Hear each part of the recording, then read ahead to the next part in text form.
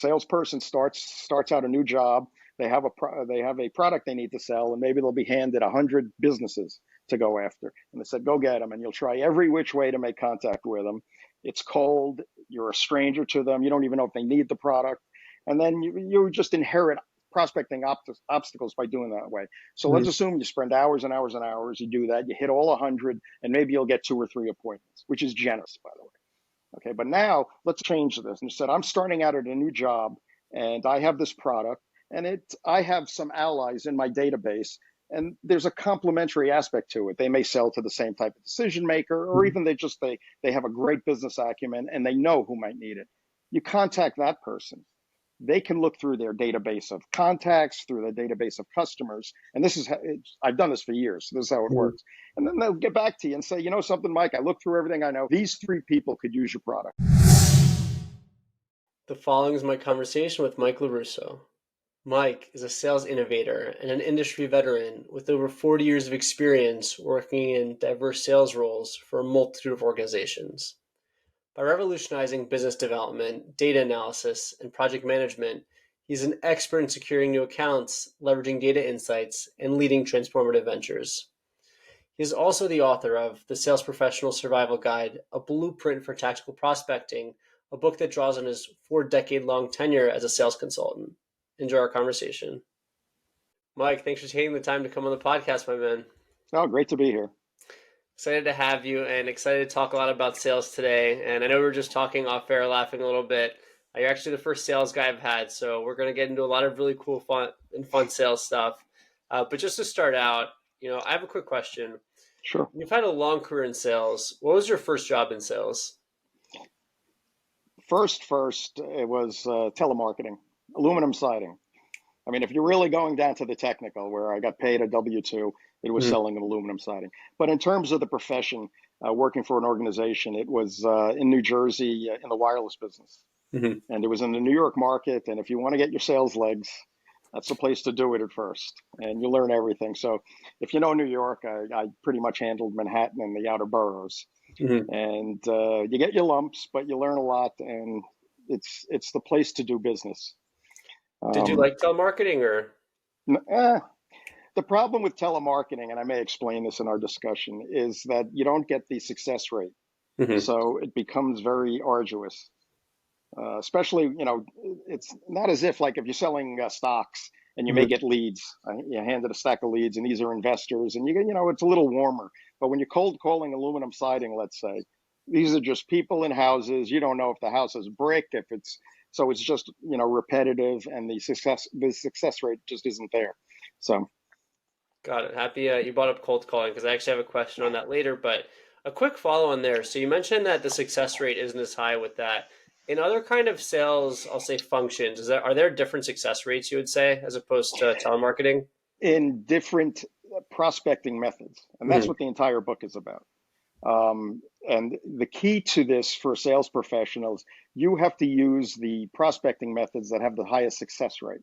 But the problem, as I mentioned in the book, it's a big thing in the sales profession. A lot of time you're not allowed to because, management or whoever's in charge wants you to use that high activity thing, whether it's cold calling or those types of things. So it kind of benefits them, but it doesn't benefit you.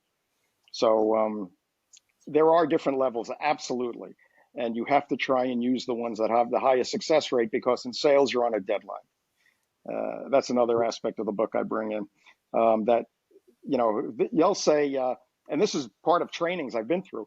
They'll say, if you get 2 appointments for every 100 calls, all you have to do is make more calls to get more appointments. But it's not that easy because you can only fit a certain amount of calls in your deadline time, in your time frame. So it's the rate of success that's important, if that makes sense. For sure. So one of the things that you just brought up was prospecting. And, an interesting question here. Are different sales prospecting methods, have higher closing rates or success rates by industry, or kind of there's one prospecting method that's industry agnostic? No, it's more by the method than the industry. And that's another key thing. Step back a minute. That's my specialty is hunting, is new business development. And the book is based on that in my background and what I did to succeed at that. So regardless of the industry, Now, certain prospecting methods may work better in one industry than the other, but it's more of which one works best for what you're trying to sell, and then you focus on that. Got it. So on that note, what is your favorite prospecting method or favorite prospecting methods? Well, in my book, it's called the alliance process, which was created by me over my 40 year. I did a lot of consulting work, and really, let's call it independent contractor. So Mhm. consulting's too fancy. Mhm. So I'd be hired by organizations that either needed to open up a new territory, move a new product, or even I've done a lot of data analysis to find new sales revenue in places that they didn't know they had. And I was on a deadline because I was usually on a 6 month contract. Mhm. So I had to be able to learn the product, find the target customer of the product, and sell it within that time frame. And if you use typical prospecting methods like cold calling, there just wasn't enough time. Let alone, it never works anyway. The success rate is too low. Um, so I created a methodology that was pretty much all in my head. And you're from the Northeast. I'm going to be Mhm. very biased here, but New Yorkers have a tendency in the Northeast. They just have a Very business aggressive. acumen, and they Mhm. got a business acumen. They know how to do deals. And a lot of this was just all in my head through my intuition and my wits. And I did it for years and years. And then finally, it came to the point where I wanted to formalize this and write it down in a book as a manual for other sales professionals. Mhm. And I had to give it titles because it's just making it up. So it was tactical prospecting is the foundation, and the alliance process is the actual prospecting method, and that's the best one. What it's based. Would you like me to just explain a Sure, little go bit? ahead. Yeah. So you've heard of networking, I'm sure. Yep. Okay, you can't use that term anymore because again, It, it's it's been hot. oversaturated. Well, it's been hijacked, and it's just fancy cold calling. Mhm. When it first came out, and this was in the 80s, it was more closely related to getting referrals and that type of thing.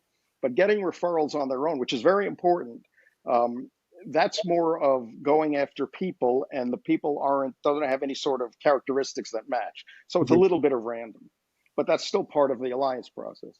With the alliance process, you're creating what I call allies, and these are people who have a business development mindset, which I explain in the book, where you can go to and have an ongoing relationship for things you're Mhm. trying to sell and they're trying to sell, and you help each other out. I'll give you a perfect example, and this is the way it is in the business. Salesperson starts out a new job. They have a product they need to sell, and maybe they'll be handed 100 businesses to go after. And they said, "Go get them," and you'll try every which way to make contact with them.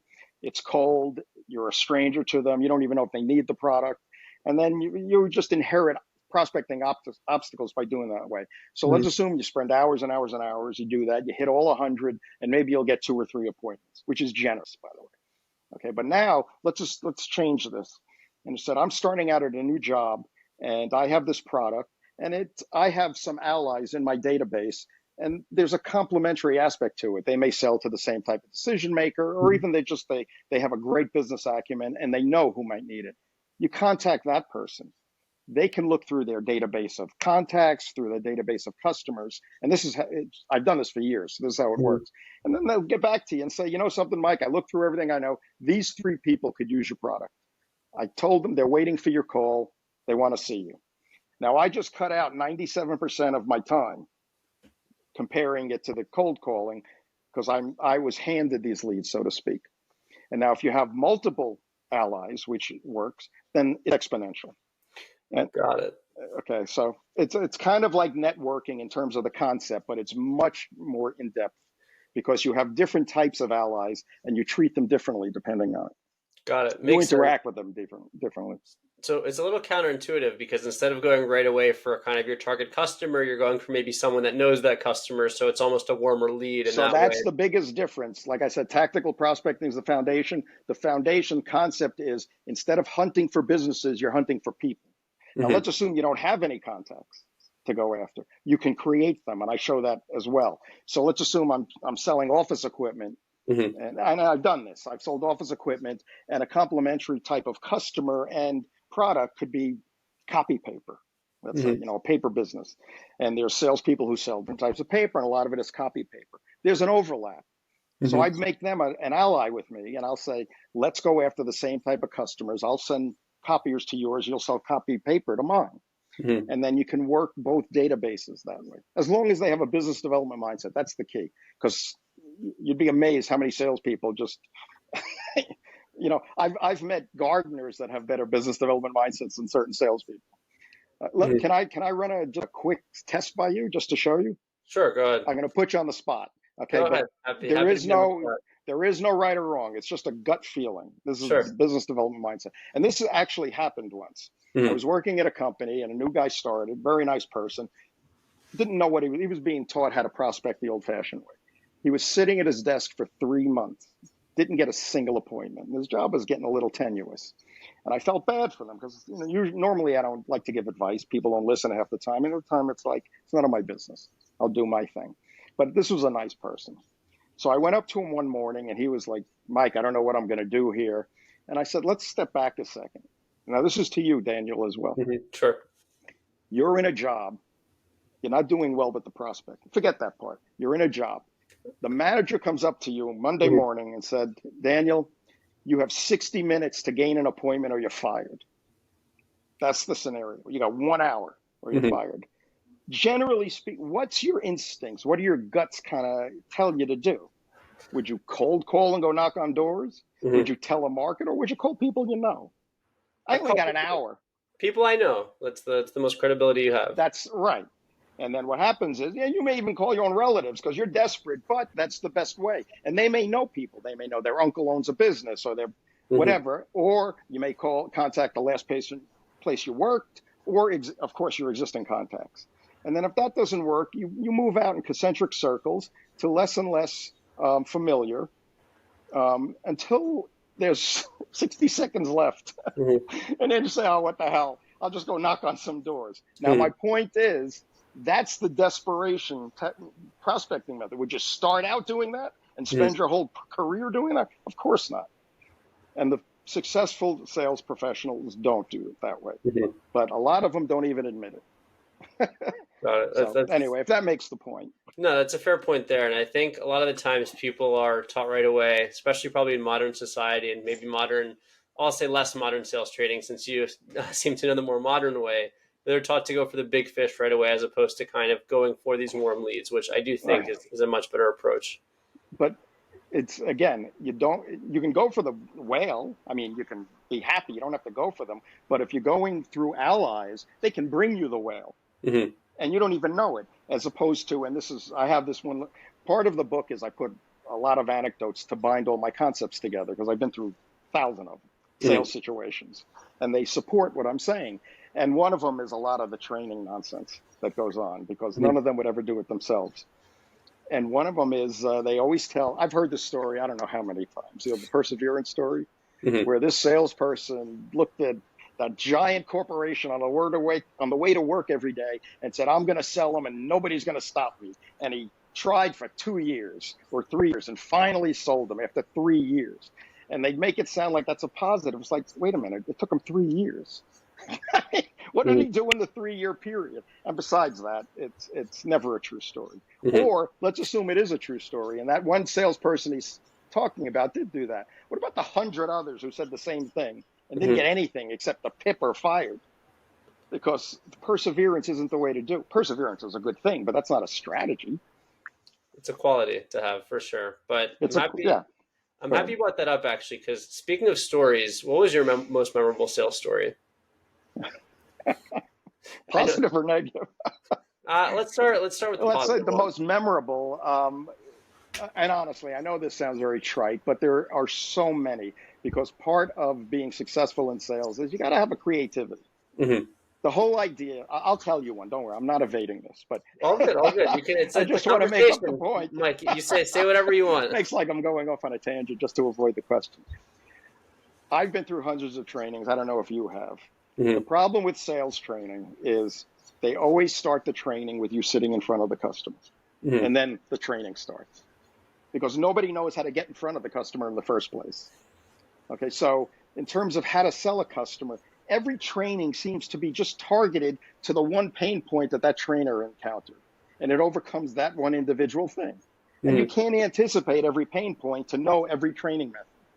So what it comes down to is, and this is going to blow every trainer's mind, 90% of the deal is closed during the prospecting. Hmm. The last 10% is just the negotiation. Because you can say, well, what about it? You sit in front of a customer and you may, it's encounter an obstacle this or an obstacle this. And it's like, yeah, but it all comes down to one thing. A sales professional has to be able to think on their feet in front of the customer, business-wise. Hmm. And that's all that matters. And I can tell you story. Oh, there you go. I reminded myself of the story. And it actually promotes what I just said Hmm. about thinking on your feet. I was working in New York and close to entry level. And the second largest real estate company in New York. They managed 500 buildings in New York. Hmm. Right? And if you know anything about real estate, every building is an independent corporation. It's like an Yep. independent entity. Came from a small company, and the chief operating officer was calling on all these vendors. It was paging, Hmm. beepers, if you remember those. And so I was kind of like the last guy in because we were the smallest company no one ever heard of. And the guy was a regular New Yorker and said, look, let's just cut to the chase here. He asked me some basics about the company and the product. And he said, I've had 6 companies in here and everyone said they can't do this. If you can do this, you'll have a leg up. Now, I was in the business 3 months. And he said, can you generate a separate bill for every building? Because it was its own corporation, which was 500 separate bills, but it was 500 sales. So my first thought, now this, when you think things through, it happens in a split second. But when I explain it, it takes a little longer. And I thought to myself, well, if every other company couldn't do it, I guess our company can't do it either. This is my thinking process. But I didn't want to give up. And then I logically thought it through. And this happened in a split second, trust me. And I said, well, if I was a Superman salesperson and I sold 500 businesses this month, that would be 500 separate bills. So there's no difference. And I said, yeah, we can do that before I even discussed it with our operations people. And Hmm. I went back and I got the deal, which was first of all, the biggest deal of my life, but it was the biggest deal the company ever sold. It was 500, it was actually 1,000 units because there were Hmm. 2 per building. Now, is there any training in the world that can teach you how to overcome that obstacle? Of course not, Hmm. but it's thinking on your feet. Now, the most important part is I got into this company to sell them. So the Hmm. prospecting was 90% of it. The last 10% was just figuring out how to close the deal. Got it. Interesting. If you don't mind me asking, what was the value of that big deal? Well, back then, a pager was $30 a month. I'll give you a better example. 50 pagers a month was quota, Hmm. and this was 500. Got it. Okay. So 30 times 500. And of course, it didn't all come in one month. It came in Hmm. maybe 100 at a time, so to speak. That Got it. company eventually went bankrupt, by the way, 3 years Got it. later. But no, I'm curious to know kind of what the operations felt about that. But we can can. They were not happy, but luckily, the type of company it was, one of the owners was very sales oriented, the other was operations oriented. And the sales oriented guy, he saw the value. Got it. That's a cool story, and I appreciate you sharing that. And we'll get to another story in a second. But to switch gears a bit here, I saw you said in another video that no call should truly be cold. Can you elaborate on that? Yeah, it goes back to producing quickly because Hmm. you're under a deadline. So if you're okay, in my book, part of what I've done is I created sales analytic equations to justify everything I said, Hmm. both positively and negatively. And what it's based on is time, like I say. So how much production is done by prospecting within an hour? And that's the common denominator. Hmm. Because you can tell within an hour whether something's going well or not. Not a month or 2 months or, that's crazy. So if you are cold calling, let's say, in the typical method, in my book, I show that it has a 1% success rate. So I Hmm. say I'll step back again. All prospecting methods work. That is key. That's an important thing to know. It's not a matter of whether or not they work, it's how often they work, the ratio of success. Because if somebody hired me and said, I'll pay you 250 grand a year flat salary, but I want you to cold call, I'll say, fine. But if they say to you, I'm going to pay you 80 base and you can make the rest in commission up to 250, but you have to cold call, I'll say, no chance, because Hmm. there's no way I'm going to make the money. All right. So what I say is, depending on the situation, maybe cold calling will work in a very rare form. You only attribute the amount of time to a prospecting method in terms of its success rate. Hmm. So in cold calling, it's a 1% success rate, which, not to get crazy with the numbers, but I have this all calculated out. That comes to about 10 minutes a month. Mm-hmm. So you're saying, what kind of strategy can I create in 10 minutes a month? I said, you can't. That's the whole point. Mm-hmm. So cold calling is basically, what the hell? I'm standing next to this building. I might as well go knock on the door.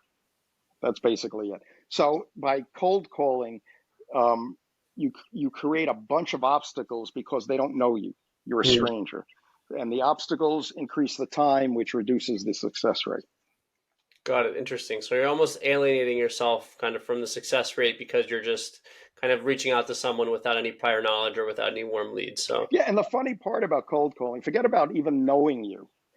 It's literally timing on the moment you knock on the door. Do they need your product? mm-hmm. Because they can change their mind 10 minutes after, they can change their mind 10 minutes before. So you're really just trying to time it, which is crazy. Mm-hmm. Let me step back and give you an example of why I created the process, the alliance process in terms of speed. When I did consulting, like I said, I was on 6-month contracts, so I had to produce quickly. So I had to create a way where, if I was selling a product that had a 6-month sales cycle and I'm on a 6-month contract, then I'm doomed. So I had to produce quickly, um, to get appointments, and then those appointments had to have strong closing ratios. Otherwise, I couldn't make any money Mm-hmm. because I was on a deadline. Now, you take away my deadline as a consultant, and sales professionals are on deadlines all the time. Mm-hmm. They're on monthly, quarterly quotas. A lot of the times, they're under the gun in terms of their jobs are on the line, Mm-hmm. and so you have to actually produce enough where, you're not creating long sales cycles and long prospecting cycles. Got it. Fair enough. I appreciate the note on there. On a slightly different topic, and you mentioned kind of reaching out to those leads and why cold calling doesn't work as much. But even with other prospecting methods, there obviously isn't a 100% closing rate. I mean, as great as it would be, obviously that's just not life. But on that note, I'm sure you've had your fair share of kind of people saying no, that this product or service wasn't for them. So how do you handle objections from customers? I try and know ahead of time what would help them, because I'm Mm-hmm. the thinking on your feet type of thing. Mm-hmm. So I want to know what their pain points are ahead of time, and I'm using a very salesy term, pain points. Sure. But before I go into a customer, it's like I try and figure out how is the product going to help them, their bottom line. Mm-hmm. Part of what doesn't get done a lot and what isn't promoted a lot in training is you're talking business. Okay, no matter what, you're talking business with these people. So you're trying to make a business, kind of a business argument, Mm-hmm. instead of getting them to like you and gaining rapport and all those basic things you think about. So if I know ahead of time how this is going to help them, then that's part of the pitch. If they Got it. say they don't need the product, I'm going to tell them why I think they do. And if I don't know that, then I'm going to be a little more consultative and find out about their business. One of the basic, um, the basic ways of selling once you're in front of the customer, consultative it's called, but it's really just, let's talk business. Like you and I Mm-hmm. said, we had a conversation. If I get in front of the customer, they want to see me, the prospect. So I've done this, I can't even tell you how many times. I start the conversation with, Daniel, great to meet you. Give me a 30-second overview of your business. And the overview is always 10 minutes. Of But the course. important point is, I know my product better than he does. He knows his business better than I do. He tells me what's going on in his business, and I know how to align my product to his needs. And Mm-hmm. then it makes it easier, instead of me saying it does this, it does that, and then all those crazy. You've heard those acronyms that they use in sales, and Mm-hmm. you know, it's all just pissing in the wind. Yep, fair enough. So more Yeah. leading with value as opposed to just leading with how great your product is. How So does it help you as a business person, me being here? Because honestly, if I can't sell you and I'm just coming there for the hell of it, it doesn't help me either as a business yep. person. Then I'm wasting my time. Mm-hmm. Got it. Fair enough Mhm. there. On a similar note, do you think you learn more from the wins or the losses? Oh, both. I mean, the losses actually. If I had to say it, because the way I prospect, there's no Mm-hmm. unproductive sales call, Mm-hmm. unless you come across the one nut, who's like, they make up every excuse in the book, and it turns out that their brother-in-law sells the same product. You can't Got do it. anything about that. That's life. That's life. Yeah, and you're not going to get it. But getting back to something you mentioned, and just to show you in terms of the analytics, um, depending on the prospecting method, the more successful it is, the greater the closing ratio. We discussed that. Mm-hmm. So if time is the most important element in your prospecting, the alliance process can reduce the time to prospecting to a virtual net zero amount of time. And you say, how can that be? How can it be zero time? It's because you're creating allies that you feed each other with Mm-hmm. potential business, as in addition to creating other ways to business development. So they're giving you leads. It's like when you're trying to sell that whale and perseverance was the way to do it. I don't need to do that if it's handed to me, Mm-hmm. because you have an ongoing business development relationship with these allies, and I mean ongoing, like it's long time. It could be months and years, and you help each other out. Mm-hmm. Got it. And that's the way to do it. Um, the alliance process, and this is the figure I wanted to give you, and the metric number doesn't matter, but I create Mm-hmm. power metric numbers depending on the prospecting method. The typical cold calling sales call has a number of 0.0125. Don't worry about what it means. Mm-hmm. The alliance process has a 1.95. So it's 1.95 compared to a 0.0125. The alliance process compared to typical prospecting methods is 156 times more productive, over 15,000%, Mm-hmm. because of the closing ratio of that power, the speed to get to the appointment, and the closing ratio of that appointment. So it's like silly to even think of doing it a different way. Mm-hmm.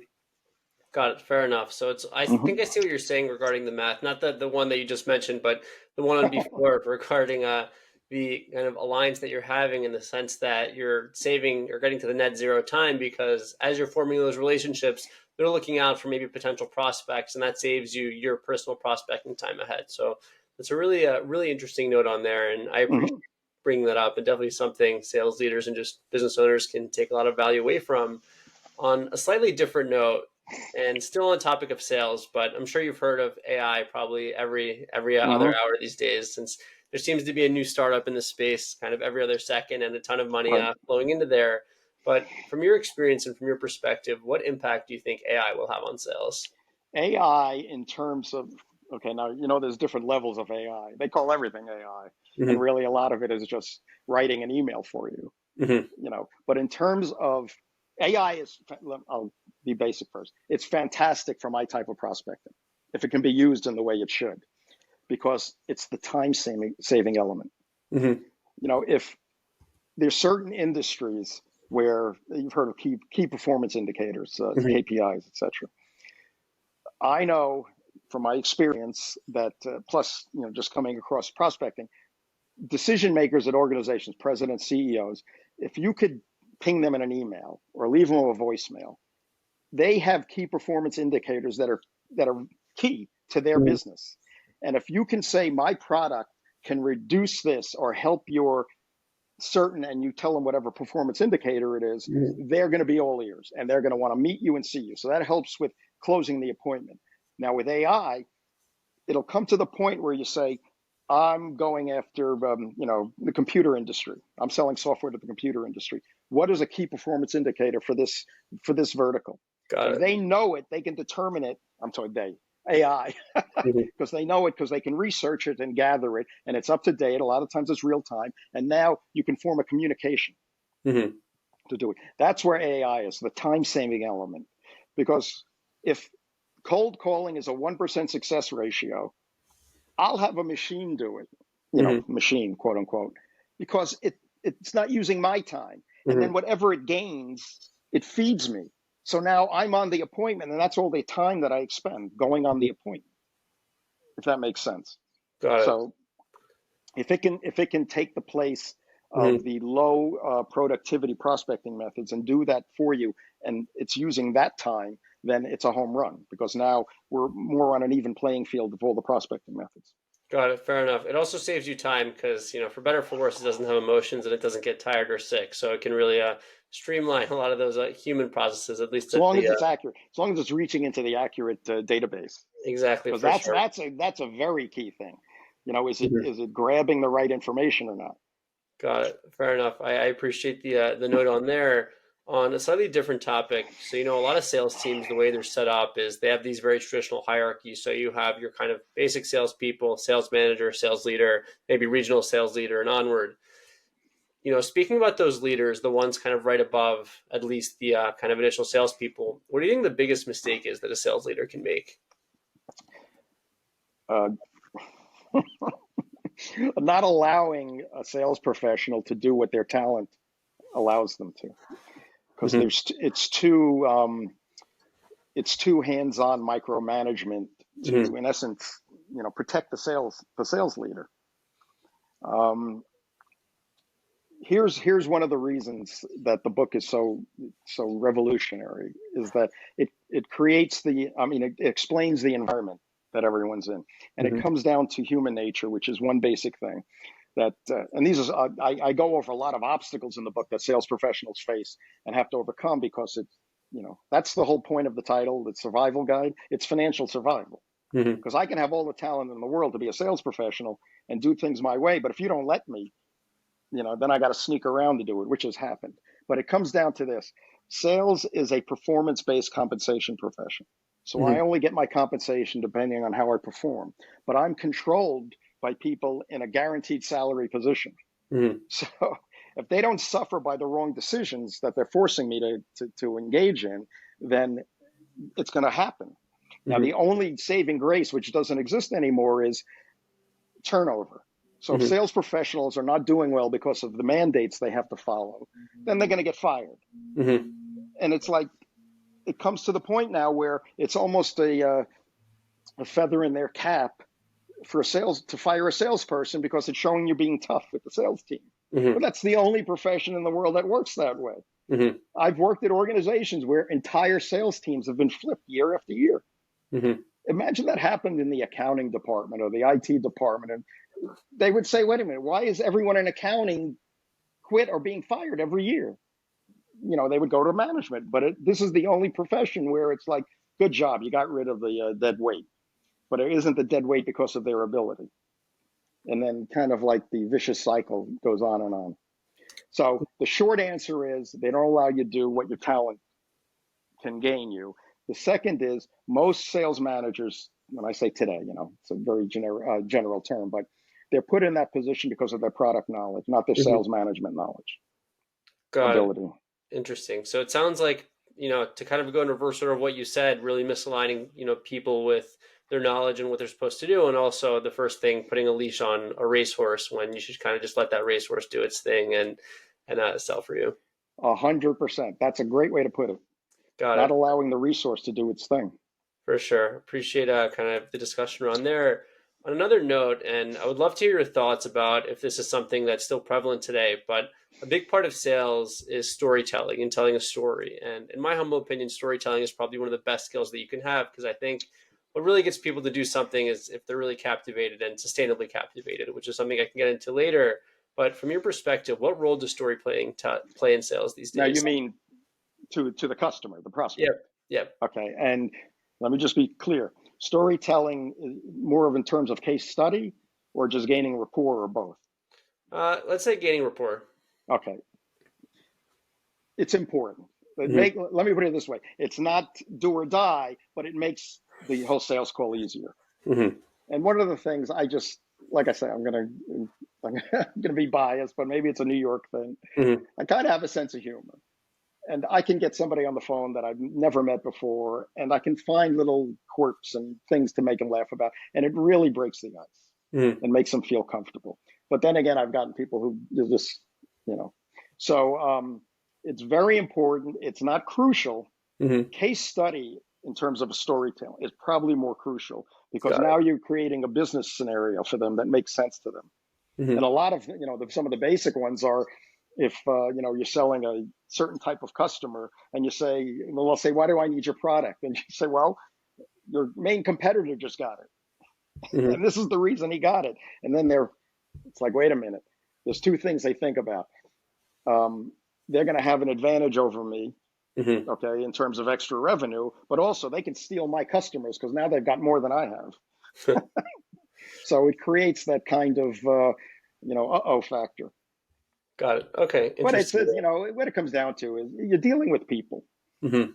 So, I've seen disasters with salespeople I've been on calls with. I've had a lot of jobs where I actually recruit types of customers and then hand them off to a regional manager. And I've been on the call, and it's just incredible how they destroy the whole rapport of what was gained first time. They just have no ability, and this is with certain people, Hmm. to like understand their emotions and their needs as a Hmm. person. So Interesting note in there. Actually, on a similar note, I just thought of an interesting question. So, have you ever seen The Wolf of Wall Street by any chance? The one with Leo DiCaprio? 100 times.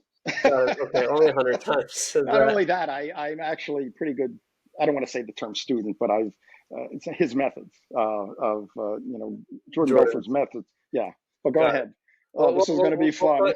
we'll emphasize use of his methods in an ethical capacity. We'll put that out there. I'm It curious to is. know. No, it's probably, I mentioned sales training. That is the best sales training I've ever heard in terms of being in front of the customer. But go ahead. So what I wanted to say, there's like a famous scene. So there's actually twice in the movie, but he goes to someone and he's like, "Sell me this pen." And the first time, basically, the way he successfully does it is, like, I can already see your head shaking. He Well, has no, someone he does it right, but go ahead. he Go asked ahead. someone to write their name on a piece of paper, and the guy's like, "Oh, I don't have anything to write it with," and he's like, supply and demand. So, do you think that scene is like a really good metaphor for the whole sales process? 100%. And the reason I can say it, I'm going to give you three, and I hope I remember them. Number one is I've been through my consulting and just jobs. I've been through hundreds of interviews. You either analyzing the company, et cetera, et Mhm. cetera. This is actually an anecdote, the last one in the book, and I'll give it away because I really love it. It's so good. I've been asked that question in interviews. I Mhm. can't tell you how many times, and it's the dumbest thing in the world because they never accept whatever you say. Mhm. See, the problem with role playing is the role player never takes the sales position, the role. They Mhm. always take the customer role because Mhm. it's easy to just keep saying no. I'm Yeah. not interested. I'm not interested. It's easy. Oh, why don't you show me how to overcome it? So I've been asked that dumb question. I can't even tell you how many times. Mhm.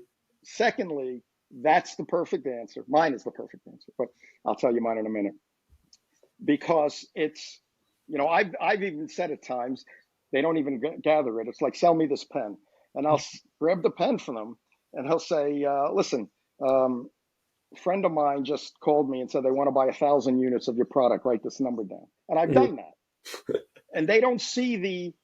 He'll grab a pen off his desk like this and Mhm. do this. Then they won't see the metaphor in it. Mhm. Okay, but short answer is yes, supply and demand. Now, in my way of doing it, like I said, virtual net zero time frame, because you're creating things that are coming to you. The last anecdote in my book is one of these interviews I've been in, and I tried to explain how I do things, my types of methods, and they just don't absorb them. He grabs the pen in the middle of the conversation and says, "Sell me this pen." And I'm Mhm. like, "You weren't listening to a word I said." That's what I'm thinking. So I took the pen and I said, "I don't have to sell it to you because the way I prospect, you're going to invite me here to buy it." Mhm. And that's what it comes down to. You're getting the prospect who is interested already. You're not creating interest. Mhm. And that's the only difference between Jordan Belford's way and my way. But I'm not Got saying it. his is wrong because But it's both kind of the same thing. got it. But yours is a little more like this will help you. His was we'll just call it a little more No, his unconventional. is more of, it's the reality. It's not the nonsense you're taught where feature advantage benefits and close the hole in the rabbit fence and the AIDA and that's just pissing in the wind. Like I said, if Yep. I don't know, if I can't create a need, I'm going to need to know why you need it. Mhm. Other than that, I'm just grasping at straws. Got it. Fair enough. I appreciate you answering that and kind of the specific explanation there. But you But to brought up get some psychological no, scars. That's why. that's good. I hope they were positive psychological scars if there's a thing. But to get a little bit back to your career, you've had a really long, successful career in sales and helped out a lot of companies and have helped a lot of companies grow. But knowing what you know now, what would you tell your younger self About sales or in general? I'd say um, get that. Don't go into sales. about sales? About sales, it would be more of trust what you're doing. because too many times, it's not a matter of trust alone. It's, you have to listen to your boss, Mm-hmm. so it would be just do what works and let the chips fall. Because the reason for the title, the Sales Professional Survival Guide, is of all the companies that I've done consulting for, Mm-hmm. and it's over 50, okay, probably over 90% no longer exist. And not a single one of them is gone away because of a lack of sales. And Mm-hmm. that's the tragedy. So not only is it companies and investment capital and sales professionals' livelihoods, Mm-hmm. it's your own livelihood that you're trying to protect. So it would be, you have to do what works, Mm-hmm. and always have a backup. Got it. Fair enough. I Because appreciate. there's too much of this turnover, Mm-hmm. for the wrong reason. I think that's deep. I think a lot of times people try to. I'm not saying deadlines are bad. Deadlines are good because you want to see some kind of result. But I think a lot of times, maybe leaders or company leaders are a little too harsh and they don't let things kind of come to fruition as they're supposed to, and they're a little more aggressive than maybe they should be patient. Or they're being aggressive because that's the only method they know. Mm-hmm. Whatever it is, the close is good, but that's not a method. Got it. So. That's a thinking on your feet and saying, I was in a sales call with my sales manager once. We went there, and this was a New York guy, so he was a little bit like, okay, I'm to the point. Mm-hmm. It was 10 minutes of pitching. He said, fine, let's do this. 10 minutes, okay, which doesn't happen a lot, but it wasn't too long a sales cycle product. And I'm about to write this up, and the manager says, well, hold it. Let's slow down. Maybe you should demo the product first. I'm like, are Mm-hmm. you out of your mind? The guy wants to buy it right now. And they get caught in these, in these silly types of sell me this pen thing. It's like, no, this is the strategy you're supposed to work. No, You this is do this working. first, you do second. It's like, no, he wants to buy it now. He's giving me money now. And a lot of that goes on. And how it relates to management. I was working in an organization, and a colleague came into my office at 5 o'clock. And he comes in with his arms in the air, triumphantly saying, I made 74 phone calls today, and I got 2 appointments. Mm-hmm. And I said, I got 2 appointments today. I didn't make any phone calls. Now, the point I'm trying to make is, if we went to management, which we kind of did, but a different reason, and we told that story, I would be reprimanded, and he would be complimented for putting in all the activity. Doesn't make sense. It doesn't, accept the fact that it makes the guaranteed salary professional more secure in their position. Maybe I think also people put too much emphasis on the science when it's science and art, and they don't really. That art is really the human aspect of doing it as well. Or what I call talent. And some Mm-hmm. people have talent for it. I mean, everyone has talent for it if you're good at it. Mm-hmm. Everything takes some kind of talent. But if the talent gets stymied, which happens left and right, Mm-hmm. then what are you? You're not doing what you're supposed to be doing, and then who suffers? You do. They don't suffer. They just churn you and bring in somebody to replace the person in that position. There was 12 people in a sales team, and it was January. We had a sales kickoff, and we all had to do PowerPoints on our business plan for the upcoming year. Sorry to interrupt. Bezos hates PowerPoints. I feel like I had to throw that out there. And what's funny about that? Steve Jobs always had that, which kills me because they always post this. Everyone posts this quote on LinkedIn, like, if you know what you're talking about, you don't need a PowerPoint. But they all do PowerPoint. Mm-hmm. Anyone who it's true. I hate them too. I don't need them, because I know what I'm talking about. Or I'm going to listen to the prospect and I'm going to respond accordingly. Mm-hmm. But as it relates to that, we had to do PowerPoints on our upcoming year, what we planned on doing. And by the end of the year, I was the only person left in that company. Everyone else was either fired or quit. And I said, well, what was the point of the business? Nobody in their business plan had that I'm going to find another job this year. So it's all kind of, again, it's just making management look better for no reason. So I'm sure you've heard of the ABCs, the always be closing. Maybe we could replace that with ABP, always be prospecting. It's even more ABT, always be thinking. Always be thinking. You're allowed to think. You're running a business. You're a salesperson. You're running a territory. Just think. Got it. And I've been reprimanded for thinking before. So that's a shame. It seems you have a lot of fun thoughts, but on the note you just said, what's one thing you think salespeople can do every day to get better?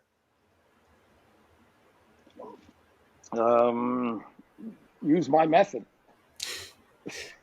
I mean, it's hard to, I'm not going to say cold call. You Mm-hmm. have to get better at finding contacts who can get you into your target. Mm-hmm. That's a simple way of putting it, but it's the alliance process. Got it. Because I'll step back again.